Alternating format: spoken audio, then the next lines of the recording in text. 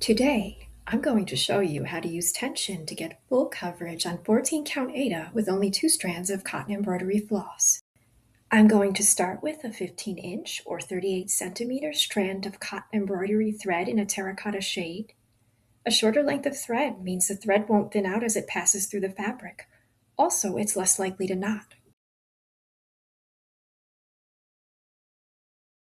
I'm going to measure another 15-inch or 38 centimeter strand of cotton floss for a total of 2 strands.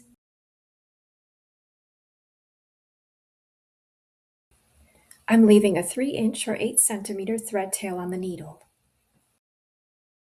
I'm using a special loop start to prevent bulk on the back side, stitching the first stitch and leaving a tail at the back side.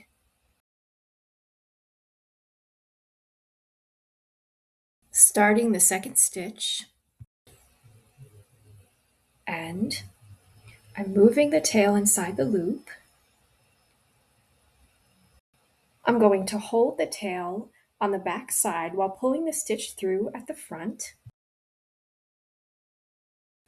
Now I will trim that tail so that the entire length of the tail extends across 2 Aida squares. I'm going to finish the second stitch.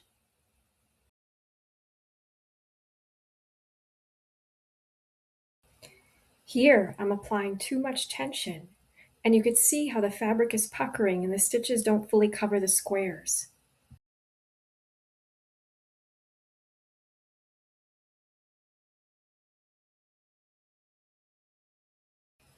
Here I'm using too little tension, and you can see how the stitches appear loose and too raised above the fabric.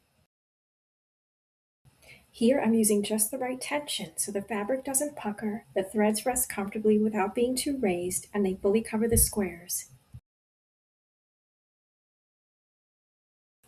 Can you see how here with the right tension there's full coverage? I'm not stitching too quickly. I'm pulling the thread through the fabric slowly to prevent the threads from tangling and knotting.